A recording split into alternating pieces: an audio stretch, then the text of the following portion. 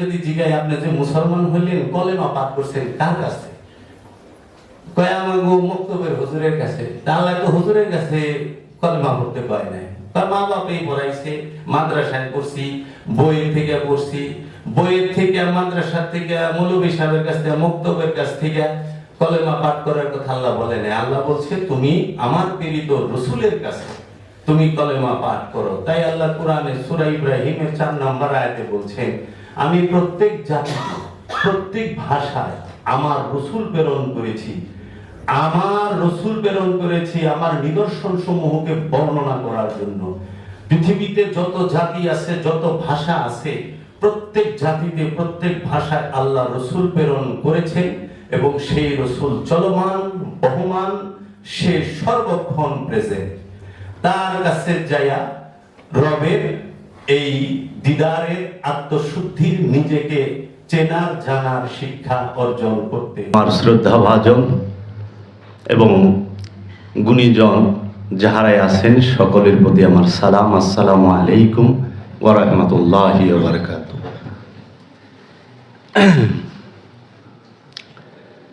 ইসলাম আমাদেরকে যে শিক্ষা দিয়েছে, আমরা বর্তমান সমাজে অধিকাংশ মানুষ ইসলাম থেকে সরে গিয়েছি। আমরা বলি আমরা মুসলমান, কিন্তু মুসলমান আসলে কি সেটাই জানে না। দিন ইসলাম, কোরআনে বলা হয়েছে ইন্না দীনা ইনদাল্লাহিল ইসলাম, আল্লাহর কাছে একমাত্র মনোনীত দিনের নাম হচ্ছে ইসলাম। এখন দিনও আরবি শব্দ, ইসলামও আরবি শব্দ। বাঙালি সারা জীবন আরবি শব্দটাকে মুখস্থ করে সারা জীবন তোতা পাখির মতো বইলা গেল, কিন্তু অর্থটা জানলো না। দিন অর্থ স্বভাব, ইসলাম অর্থ আত্মসমর্পণ, ইসলাম অর্থ শান্তি। আত্মসমর্পণের স্বভাবকেই বলা হয় দিন ইসলাম। যখন আমি আত্মসমর্পণ করব তখনই আমার মধ্যে শান্তি আসবে। এই ইসলাম ব্যক্তিকেন্দ্রিক, এই ইসলামের শিক্ষা ব্যক্তিকেন্দ্রিক, আত্মশুদ্ধি ব্যক্তিকেন্দ্রিক। এখন আমাদের সমাজে ইসলামের যে চর্চা হচ্ছে সেটা কি আত্মশুদ্ধির ইসলাম কিংবা আত্মসমর্পণের ইসলাম? ইসলাম অর্থ আত্মসমর্পণ, দিন অর্থ স্বভাব। আত্মসমর্পণের স্বভাবকেই আল্লাহ মনোনীত করেছেন। আল্লাহর মনোনীত দিনের নামই হচ্ছে আত্মসমর্পণের স্বভাব। এখন এই আত্মসমর্পণের স্বভাবের ভিতরে যে প্রবেশ করেছে তাকে বলা হয় মুসলমান। মুসলমান অর্থ হচ্ছে আত্মসমর্পণকারী, যিনি আল্লাহর প্রেরিত রসুলের কাছে এবং রবের কাছে সম্পূর্ণরূপে নিজের ইচ্ছাটাকে রসুলের ইচ্ছার কাছে, নিজের ইচ্ছাটাকে আল্লাহর ইচ্ছার কাছে সম্পূর্ণরূপে উৎসর্গ করে দিতে পেরেছেন, তিনিই মুসলমান। এখন এই মুসলমান হয়ে গেছে অনেক প্রকার। এই মুসলমান ধর্ম অনেক প্রকার হয়ে গেছে। যেরকম ইসলাম এখন রাজনৈতিক ইসলাম আছে, ইসলাম এখন সৈনিক ইসলাম আছে, লিবাসী ইসলাম আছে, আবার ইসলাম এখন এই প্রেমেরও, এই প্রেমের ইসলামটা আদি থেকেই। এখন দেখেন যারা নাকি ইসলামকে শুধু লেবাস মনে করে, পোশাক মনে করে, পোশাকের মধ্যে আবদ্ধ, লেবাসী ধর্ম যেটাকে মনে করে, যে দাড়ি থাকতে হবে, টুপি থাকতে হবে সাদা, পাগড়ি থাকতে হবে সাদা, পাঞ্জাবি পায়জামা থাকতে হবে সাদা, এগুলো যদি থাকে তাহলে আপনি ইসলামী লোক। এখন ইসলাম নিয়ে আপনার কোনো দাড়ি মোজ কিছু নাই, কথা কইতে যাবেন কবেন আপনি ইসলামের কি বুঝেন, ইসলামের জ্ঞান আপনার কি আছে, আপনি তো দাড়ি মুছি নাই। আশ্চর্যের বিষয়, জ্ঞান থাকে সিনায় আর তথ্য এবং নলেজ থাকে আমাদের মস্তিষ্কে। এখন হেকমতের জ্ঞান যেটা উইজডম, প্রজ্ঞা, সেটা সিনায় থাকে। এই সিনার জ্ঞানীরাই জগতে জ্ঞান বিতরণ করেছে। সেই জ্ঞান থেকে আমরা শিক্ষা নিয়ে তথ্য এবং আমাদের যে নলেজ সেটাকে আমরা আরও মজবুত করেছি, সংগ্রহ করেছি। আমি একটা তথ্যের ভাণ্ডার হয়ে বয়ে রয়েছি এইরকম, কিন্তু আমার কাছে কিন্তু প্রজ্ঞার জ্ঞান নাই, উইজডম নাই। তো ওই লোকটাই যখন তথ্য কালেকশন করে, নিজের মধ্যে তথ্যের অনেক ভাণ্ডার রাখে, তখন সে প্রথম তার চিন্তা হইলো আমাকে সে অ্যাটাক করবে কি দিয়া, আমাকে আটকাবে কি দিয়া। তখন দেখে আপনার চুল এত লম্বা কেন, আপনার দাড়ি এত লম্বা কেন, আপনার মুছ এত লম্বা কেন, মুছ কাটেন না কেন, মুছ ডুবায় পানি খেলে তো হারাম হয়, আল্লাহ পাক নিষেধ করেছেন। এখন আল্লাহ দাড়ি মুছ চুলের বিবেচনায় নিয়ে যাবে, এইরকম একটা চিন্তা। চুল আমার, দাড়ি আমার, মুছ আমার, আপনি ডিসিশন দিচ্ছেন কতটুকু রাখবেন, কেমনে রাখবেন, কি আশ্চর্যের বিষয়। চুল বড় হইলে, দাড়ি মুছ বড় হইলে আল্লাহ রাব্বুল আলামিন আপনাকে সেই শাস্তি দিবে। এখন যদি প্রশ্ন করি, ভাই সাহেব আমার চুল বড়, আপনার চুল ছোট, আপনি সহি আমি গলত, কিন্তু যার চান্দির থেকে আল্লাহ চুল উঠাই লয়ে গেছে এর কি হাল হইবে? তাক যে এর বিচারটা কি হবে? এর যদি জিগাই আল্লাহ আমি কি করলাম যে আপনি আমার চান্দির থেকে চুল উঠাই লয়ে গেলেন। নারীরা যদি বলে যে আল্লাহ আমার দাড়ি কই, দাড়ির মধ্যে 40টা করে ফেরেশতা ঝুলে আপনি আমার দাড়ি দিলেন না কেন, আমি তো নিয়ামত থেকে বঞ্চিত হইলাম। এগুলো নিয়ে তাহারা একে অপরের উপরে একদম ধাক্কা ধাক্কি, ঠেলা ঠেলি, মানে ধর্মটাকে এমন এক স্তরে নিয়ে গেছেন যে মানুষ এখন ধর্মের কথা শুনলে সে আর ধর্মের দিকে অগ্রসর হইতে চায় না, কিংবা আমাদেরকে ট্যাগ লাগায় বিভিন্ন। কিন্তু ধর্ম আবার রাজনৈতিক, সেইটা আপনি রাজনীতির ক্ষেত্রেও ধর্মকে ব্যবহার করা হয়েছে, কিন্তু ধর্ম রাজনীতির জন্য আসে নাই। ধর্ম অনুষ্ঠান কেন্দ্রিক নয়, অনুষ্ঠান কখনো ধর্ম হইতে পারে না। অনুষ্ঠান ধর্মে প্রবেশ করার সহায়ক একটা পথ হইতে পারে, একটা মাধ্যম হইতে পারে। লেবাস বদলাইলেই, পোশাক বদলাইলেই চরিত্র স্বভাব বদলায় না। এখন আরবিয়ানরা তো লেবাস পাল্টাইছে, স্বভাব কি পাল্টাই পারছে? আমরা স্বভাব পাল্টাইতে তো দেখি নাই। আমরা 570-এ যে ইতিহাসে শুনি এরকম ছিলেন, বর্তমানে অধিকাংশ এরকম আছেন, অত ভালো নাই। কিন্তু লেবাস করলে তা নাই, লেবাস চকচকা। এখন সাদা পাঞ্জাবি পরলেই কি মন সাদা হয়? সাদা পাঞ্জাবি পরলে, সাদা টুপি পরলেই কি মন একদম পবিত্র হয়ে গেল? কখনোই না। পোশাক পাল্টাইছি, স্বভাব পাল্টাই নাই। নারীরা হাত মোজা, পাও মোজা, বোরকা পরলেন, পর্দা হয়ে গেল? হাত মোজা, পাও মোজা, বোরকা এটা কখনোই পর্দা পর্দা নয়। কারণ এটা হলো পোশাক। পোশাক আপনি শালীনতার জন্য পরবেন। পর্দার মূল বিষয় হচ্ছে তাকওয়া, যে গুনাহ করতে, অপরাধ করতে ভয় পাওয়া। আপনি অপরাধ যখনই করতে যাবেন তখনই আল্লাহর ভয় যেন আপনার হৃদয়ে ভেসে ওঠে, আপনার হৃদয়ে জাগ্রত হয় যে হ্যাঁ হ্যাঁ এই অপরাধটা করতেছি, আল্লাহ তো আমাকে ক্ষমা করবে না, রসুল তো আমাকে ক্ষমা করবে না। এই তাকওয়াটা আপনার থাকতে হবে। পর্দা করবেন, দুইভাবে পর্দা হয়। একটা হইল দৃষ্টি সংযত করা, আরেকটা হইল হাকিকি পর্দা, যেটা সেটা হইল দৃষ্টিকে সংযত করা এবং দৃষ্টির মধ্যে আপনার তাকওয়াকে প্রতিষ্ঠিত করা। আরেকটা হলো পোশাকের শালীনতা, শালীন পোশাক পরেন। বাঙালির ঐতিহ্য আছে, বাংলাদেশের কালচার আছে, সেটা আপনার বাঙালিয়ানা পোশাকগুলো পরলে যে পর্দা হবে না তা না।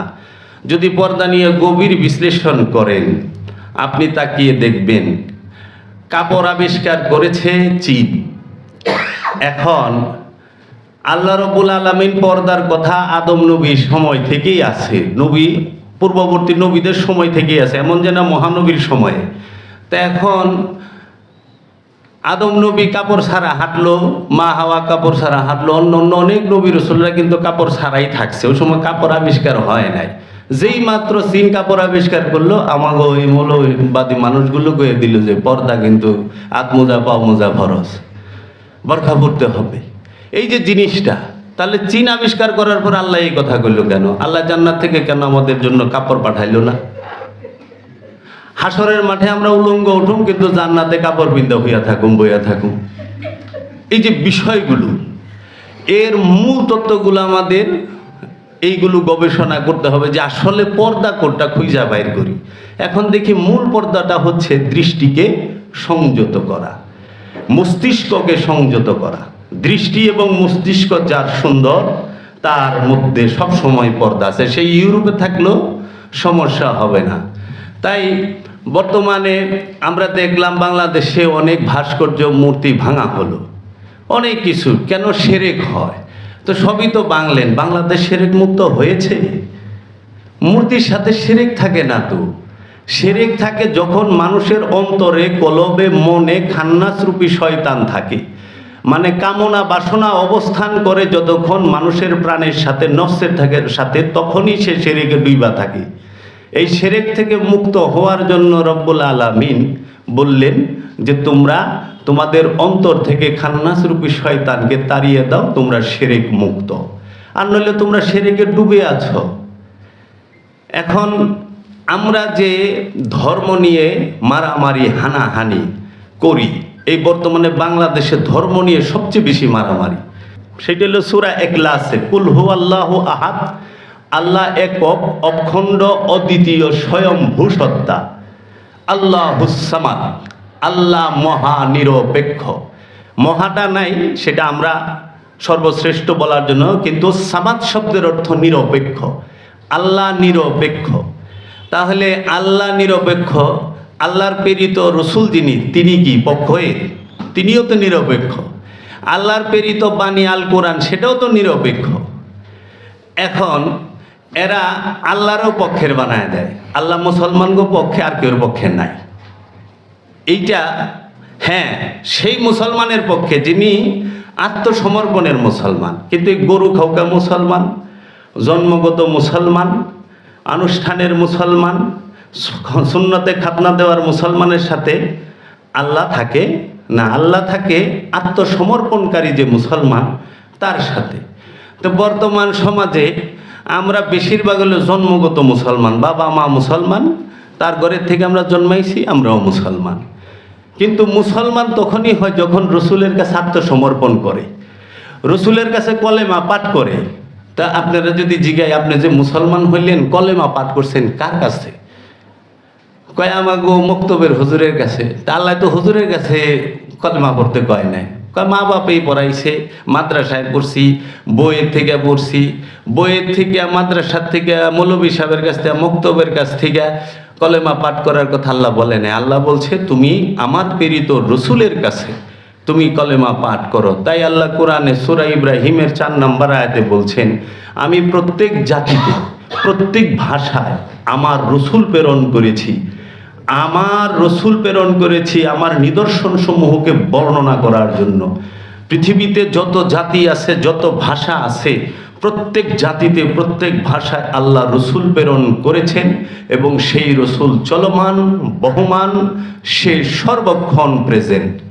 তার কাছে যায়া রবের এই দিদারের, আত্মশুদ্ধির, নিজেকে চেনার, জানার শিক্ষা অর্জন করতে হবে।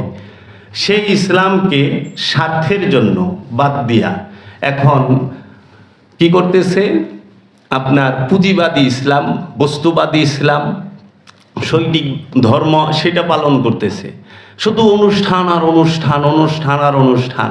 কিন্তু অনুষ্ঠানটা যে মূলকে দেখাবার জন্য, সেইটা সে মানতেই চায় না। মূলকে পরিচয় করাই দিবার জন্য অনুষ্ঠান।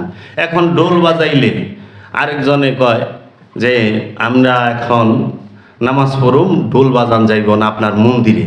তো এখন যদি প্রশ্ন করা হয় যে ওনার মন্দিরে উনি ইবাদত করতেছে ঢোল বাজায়া, আপনার মসজিদে আপনি মাইক চালাইয়া ওয়াজ করতেছেন, সূরা কেরাত পড়তেছেন, তো আপনার যে নিরপেক্ষতা, যে ইসলামের মূল মানদণ্ড, সেইখানে আপনি কি বল প্রয়োগ করলেন না তাহার উপরে? যে আমি যখন নামাজ পড়ুম তুমি তখন ঢোল বাজায় পারবা না, আর ঢোল আলায় যদি বলে আমি যখন ঢোল বাজাবো তখন তুমি মাইক বাজায় পারবা না, এইটি তো বল প্রয়োগ। তাই নিরপেক্ষ কথা কইলে কি বাঁচতে দিবে আপনাকে? আমি তো দেখছি বাঁচতে দিবে না। কারণ এরা খুব ভয়ানক, এরা ইসলামকে মোটেও অনুসরণ করে না। এরা হইল শক্তি, ক্ষমতা এবং স্বার্থের পূজা করে। এই জন্য শক্তির পূজারী কখনোই প্রেমের পূজারীকে মেনে নেয় না, মেনে নেবার কথাও না, মেনে নেবেও না। কারণ শক্তির পূজারী সে সব সময় দুনিয়াতে কিছু পেতে চায়, প্রেমের পূজারী সে স্বেচ্ছায় সব কিছু হারাইতে চায়। যারা মুসলমান তারা প্রেমের পূজারী, তারা হৃদয়ের ধর্ম করে, তারা কখনো কাহারও উপরে কোনো জুলুম অত্যাচার করে না। মুসলমানকে বাংলার জমিনে হজরত শাহজালাল, মুসলমানকে বাংলার জমিনে হজরত শাহপরান, মুসলমানকে বাংলার জমিনে খান জাহান আলী, মুসলমানকে বাংলার বাউল সম্রাট, বাংলার সুফি সম্রাট লালন সাইজি। কালামগুলো পড়েন তো, একটা কি আঘাত করার কালাম আছে? মানুষের চোখে পানি বের হয় সুফি সম্রাট লালন সাইজির কালাম পাঠ করলে। বাংলার জমিনে মুসলমান বাবা জান শরীফ শাহ সুরেশ্বরী, আমার মুর্শিদ কালান্দার বাবা জাহাঙ্গীর, যাহারা মানুষের মনুষ্যত্বের কথা বলেছেন, মানবতার কথা বলেছেন, মুক্তির কথা বলেছেন। সেই মুক্তি কিসের মুক্তি? অভাব থেকে মুক্তি চান?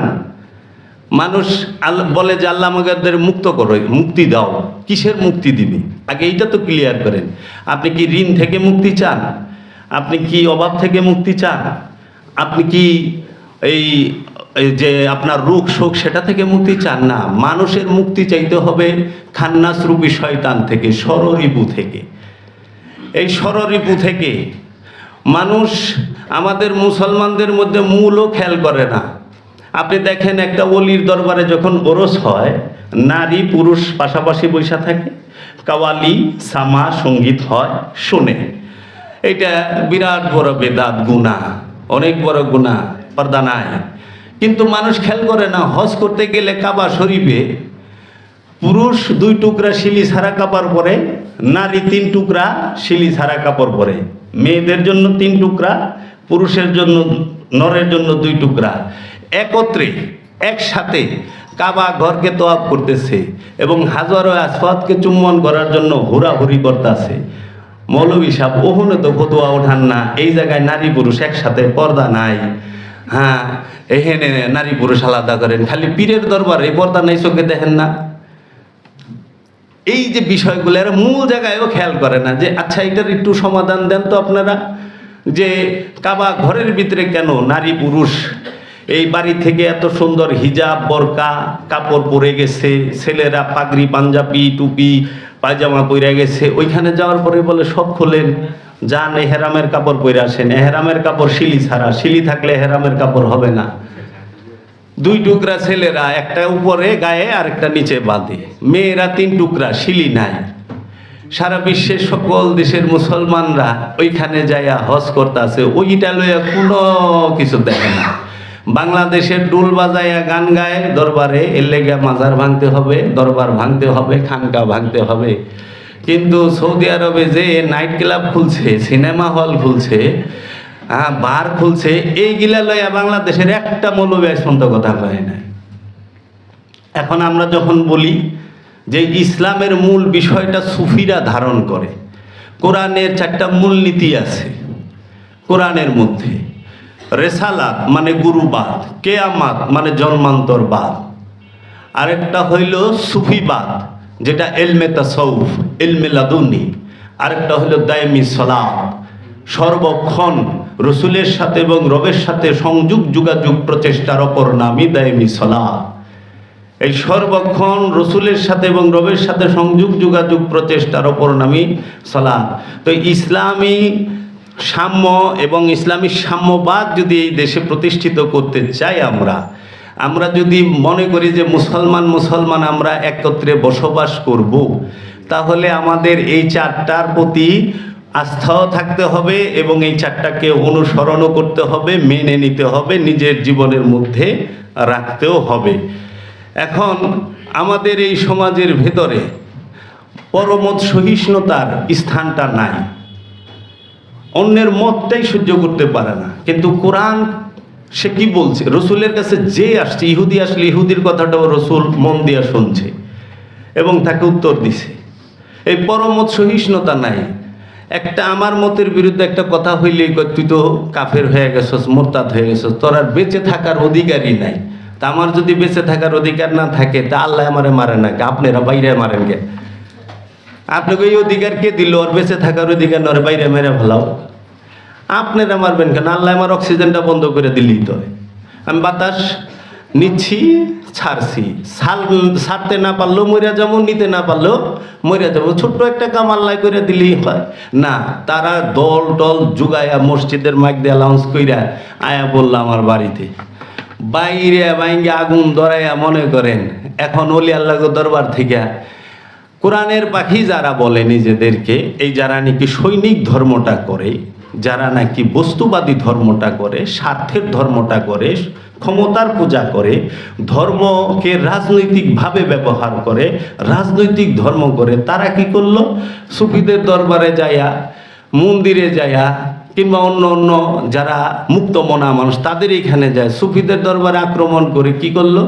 পাগড়ি পাঞ্জাবি টুপি পরা সে প্রথমেই থাপা দিয়া ধরলো ডেক্সিটা লইয়া 3 মৌলবী সাহেবের দৌড়। তারপরে আমার বাড়ি থেকে ধরলো 3টা মোরগ দৌড়, মোরগ লে। তো ডেক্সি চুরি কি ধর্ম? ইসলাম। মোরগ চুরি করলো, খাসি ছাগল এগুলো পীরের দরবারে বাইন্দা দিছে, লইয়া দৌড়। দেখেন ফুটেজগুলো দেখেন, কি ড্রেস, কি তাদের লেবাস, আর কি তাদের চেহারা, মাশাল্লাহ। গরু নিয়া দৌড়, দুম্বা নিয়া দৌড়। এই টিন, ইটা, বালু, সিমেন্ট, হলুদ, মরিচ আমার বাড়ি থেকে এই যে খড়ি কাটে দাও আর বটিটা পর্যন্ত ছাড়ে নাই, কিচ্ছু রাখে নাই, ফ্যান ট্যান সব লয়ে গেছে। এটা কি ইসলাম? তো জিজ্ঞেস করছে এত রাতে আপনারা কেন গেলেন? কয় দিনের দাওয়াত দিবার গেছি। হায় হায়, আল্লাহ বাঁচাইছি। দিনের দাওয়াত দিবার এসে, দিনের দাওয়াত দিবার এতেই সব লেগে গেছে। আর যদি দিন প্রতিষ্ঠা করতেন তো বাড়ি ফিদেলে যেতেন। দাওয়াত দিবারই যে অবস্থা, তাদের দিনটা হইলে এইরকম। এটি দিন হইতে পারে না। দিন কি? সুফিরা কি করেছে? সুফিরা এখনো মানুষের সেবা করে। আপনি যান বাবা শাহজালালের মাজার শরীফে, বাবা শাহজালাল উফাত হয়েছে, কিন্তু বাবা শাহজালালের মাজারকে কেন্দ্র করে আপনার লক্ষ লক্ষ টাকা, কোটি কোটি টাকা দান দক্ষিণা সদকা হচ্ছে। সেইখানে মানত দিচ্ছে, সেই টাকা দিয়ে হসপিটাল চলতেছে, এতিম বাচ্চা কাচ্চাদের খাবার দাবার দিচ্ছে, মাদ্রাসা চলতেছে, মসজিদ তৈরি হচ্ছে।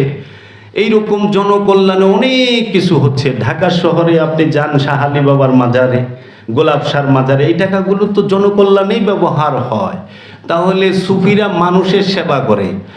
আর আমাদের এই ধর্মান্ধ যারা উগ্রবাদী মৌলবাদী গোষ্ঠী, তারা ধর্মকে ব্যবহার করে নিজেদের আখের গুছায়, পুঁজি করে। তো ইসলাম মানেই হচ্ছে উৎসর্গ। ইসলাম, মুসলমান সবসময় উৎসর্গ করে, মুসলমান জমা করে না, মুসলমান সেবা করে, মুসলমান ধ্বংস করে না, মুসলমান মহব্বত করে, মুসলমান আঘাত করে না। যারা মুসলমানের নাম দিয়ে আঘাত করে তারা বুঝতে হবে ওই যে সৈনিক ধার্মিক, তারা বুঝতে হবে স্বার্থকে কেন্দ্র করে তারা ইসলামকে করে। এখন ইসলামের নাম দিয়া ধর্ম চলতেছে, ইসলামের নাম দিয়া রাজনীতি যে চলে, এটা সবাই ব্যবহার করে। রাজনীতিবিদরা সবাই ইসলামের নাম দিয়ে ব্যবহার করে। এর জন্য রাজনীতি থেকে ইসলামকে দূরে রাখলে কিংবা আলাদা রাখলে আমার মনে হয় ভালো। আরেকটা কথা এখানে ভুল ধরতে পারে, দেখেন ইসলামের ভিতরে রাজনীতি নাই, কিন্তু রাজনীতির মধ্যে ইসলাম থাকতে পারে। ইসলামের ভিতরে রাজনীতি থাকবে না, নাই, রাজনীতির জায়গা ইসলামের ভিতরে নাই, কিন্তু রাজনীতির ভিতরে ইসলাম আছে। এখন সৎ কাজ করতে হবে, কেন একজন রাজনীতিবিদ কি সৎ কাজ করতে পারে না? সলাৎ করতে হবে, একজন রাজনীতিবিদ কি সলাৎ করতে পারে না? সৎকা করতে হবে, একজন রাজনীতিবিদ কি সৎকা করতে পারে না? পারে তো। কিন্তু এইটা না করে কি করতেছে, ইসলামকে রাজনীতিতে আপনার টাইনা নিয়ে আসতেছে। আরেকটা বিষয় দেখেন, আল্লামা ইকবালের একটি কথা মনে পড়ে। আল্লামা ইকবাল বলছিলেন, আমি পাকিস্তান আরব ঘুরেছি, আমি সেখানে মুসলমান দেখেছি, ইসলাম দেখি নাই। আমি মুসলমান দেখেছি, ইসলাম দেখি নাই। আর আমি ইউরোপ আমেরিকায় ঘুরেছি, সেখানে ইসলাম দেখছি, মুসলমান দেখি নাই। ইউরোপ আমেরিকার মধ্যে ইসলাম আছে, মুসলমান নাই।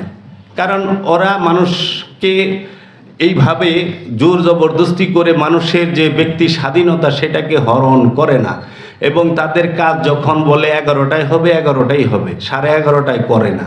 আর আমাদের দেশে আমরা অফিসেও ঠিক মতো যাই না, অফিসের কাম আমও ঠিক মতো হয় না, কিন্তু আমরা কিন্তু নামাজ জামাতের সাথে পড়ি। এর জন্য এখন ইসলামের সাম্য আনতে গেলে কি করতে হবে? ঘুষের টাকা নিয়ে মসজিদে ঢুকবেন, নামাজ পড়বেন, পকেটে ঘুষের টাকা ঢুকছে মসজিদে, নামাজ পড়ে আইসা আবার ঘুষ নেয়, তাহলে সে ধার্মিক হইল? ঘুষের টাকায় কি কুরবানি দিবেন? ঘুষের টাকায় হজ করবেন? তাহলে কেমনে মুসলমান হইলেন? মুসলমান হওয়ার যে বিধি বিধান সেটাই তো আগে ভঙ্গ করে থুয়ে দিছেন। এর জন্য আমাদের কি করতে হবে? ভেতরগত পরিবর্তন করতে হবে। পোশাকের পরিবর্তন, ব্যক্তির পরিবর্তন কখনোই মূল পরিবর্তন নয়। ভেতর মন মানসিকতার পরিবর্তন করতে হবে, আত্মশুদ্ধি লাভ করতে হবে। ইসলামের মূল বিষয় হলো আত্মশুদ্ধি। দেখেন, নারীরা আল্লাহর ওলি হয়, কতটি দলিল লাগবে?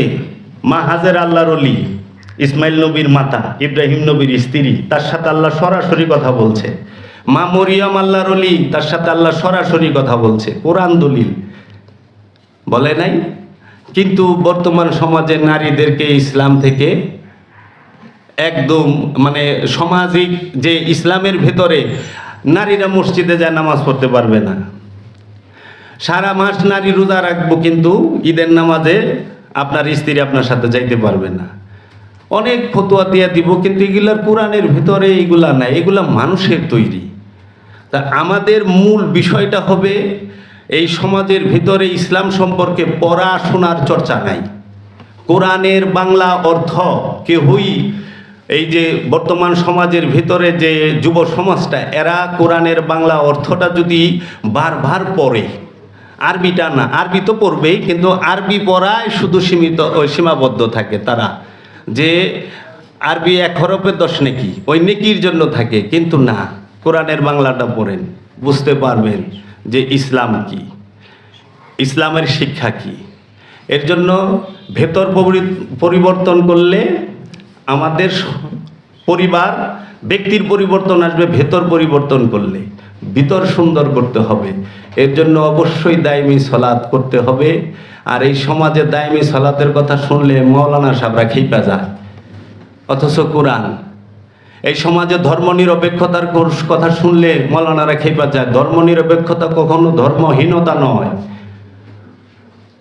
ধর্মনিরপেক্ষতা কি? যে আমার নিজের ধর্মটা আমি করব, আমার পাশে অন্য ধর্মে যে আছে সে তারটা করুক। যদি আমার ক্ষমতা থাকে, আমি আমার আদর্শ দিয়ে, আমার চরিত্রতা দিয়ে, আমার মহানুভবতা দিয়ে, আমার মনুষ্যত্ব দিয়ে আমার পাশে অন্য ধর্মে অবলম্বী যে আছে তাকে নিজের ধর্মে আনার চেষ্টা করব। এখন আমারে দেখলে অন্য ধর্মের মানুষ দেশ ছেড়ে যাবে জায়গা, এটা কি ধর্ম হইল? তাহলে এইটা যেন না হয়।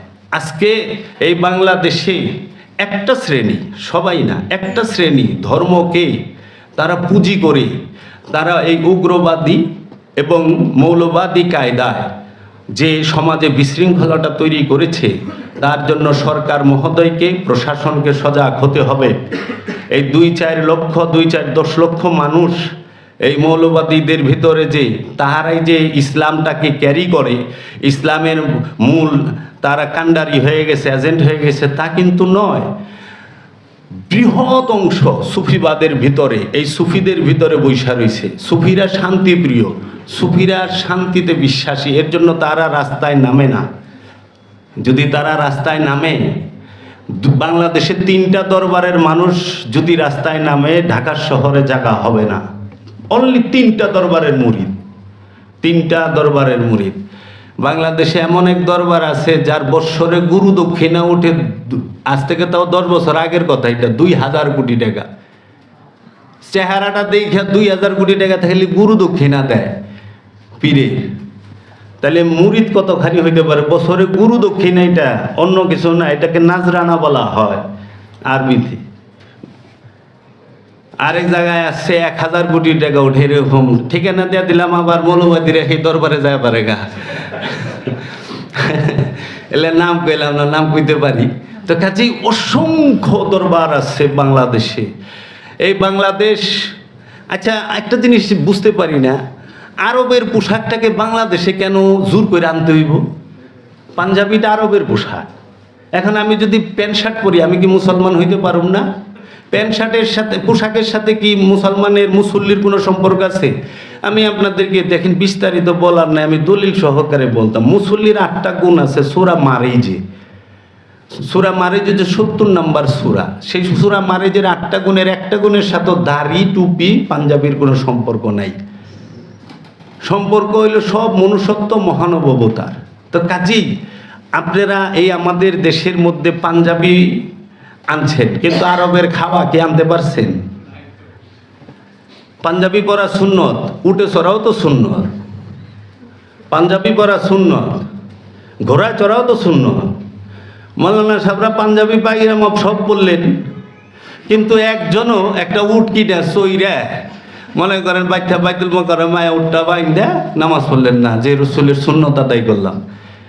আমাদের খালি বেদাতি বেদাতি কয়।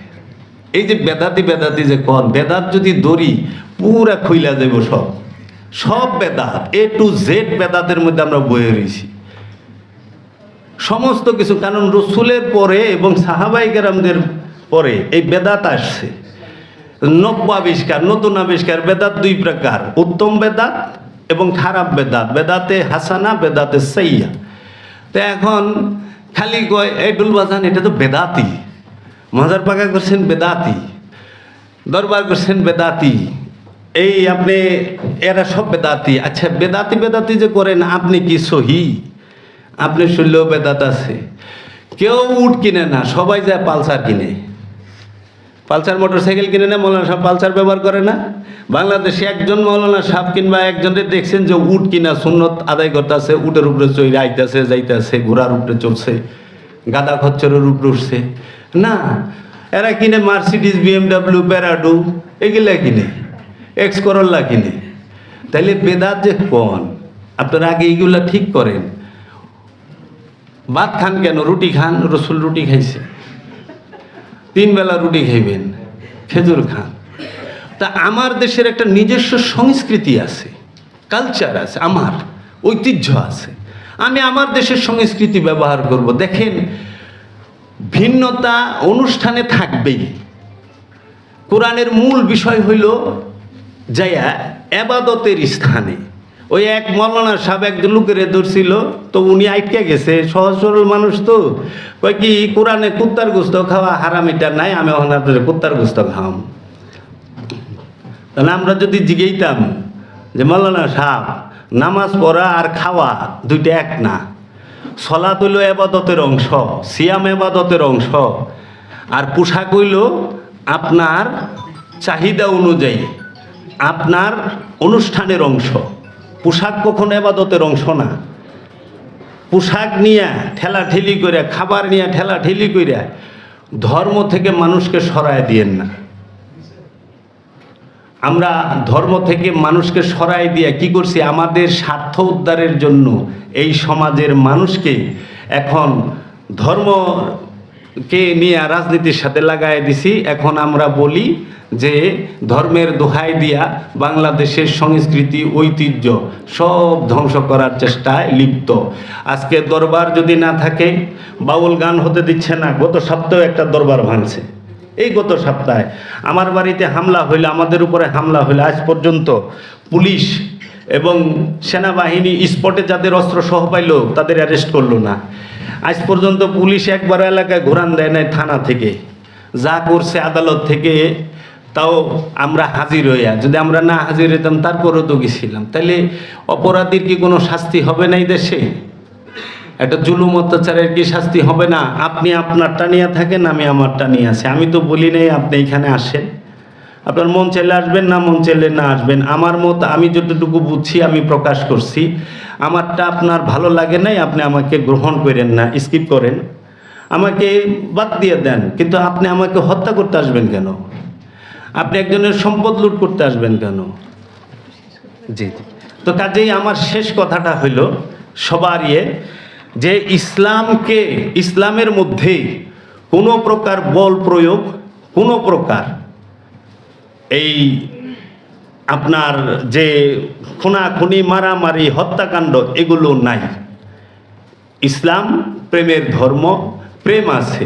এর জন্য আল্লাহ মানুষকে সৃষ্টি করছে, পশুরেও সৃষ্টি করছে। মানুষের মধ্যে নফস আছে, প্রাণ আছে, পশুর মধ্যেও প্রাণ আছে। কিন্তু মানুষের প্রাণের সাথে একটা জিনিস মানুষের আল্লাহ দিয়ে দিছে, সেটা হলো ব্যক্তি স্বাধীনতা, ভালো মন্দ নির্ণয় করার ইচ্ছা শক্তি। আল্লাহ বলছে ভালো করলে জান্নাতে যাইবা, খারাপ করলে জাহান্নামে যাইবা। আর মহব্বত করলে তুমি মুসলমান হইবা। তাই মানুষকে মহব্বত করি, রসুলকে মহব্বত করি, আল্লাহকে মহব্বত করি, আমরা মুসলমান হইতে পারবো। কিন্তু আমরা মাইরা কাইটা, ভাঙ্গা চুইরা, আগুন ধরাইয়া কোনোদিনও কোনো দেশেই ইসলাম প্রতিষ্ঠা করা সম্ভব না। বড় জোর সম্ভব রাজতন্ত্র প্রতিষ্ঠা করা। মাইরা কাইটা, আগুন ধরাইয়া, লুড়াইয়া, খেদাইয়া, কবর দিয়া জিন্দায় রাজতন্ত্র কায়েম করা যায়, গণতন্ত্র আনা যায় না। তো কাজেই গণতন্ত্র মানেই ব্যক্তির স্বাধীনতার বহিঃপ্রকাশ করার সুযোগ করে দিতে হবে। এখন কথা বলতে পারি না, ঘরে বয়ে কথা কন লাগে, কারণ আমাকে তো দল নাই। এখানেই রাখলাম, বাইরে কথা কইবার এলে গলায় চিবিদা ধরে, লাঠিদা মাথায় বাইরে আর কয় ক শান্তির ধর্ম ইসলাম, ক শান্তি। আরে মারবার লইছেন, চাপাটি দা আমারে কুবাইতে আছেন, আমার বাড়িতে আগুন ধরাই দিয়েছেন, পেট্রোল বোমা দেয়, আর আপনারা এখন শান্তির ধর্ম ইসলাম। এই শান্তি আপনাদের কাছে তো মুসলমানই শান্তিতে নাই, সৌদির কাছে ইয়ামান শান্তিতে নাই। এখানেই রাখলাম, আপনারা সবাই দোয়া করবেন। আসসালামু আলাইকুম।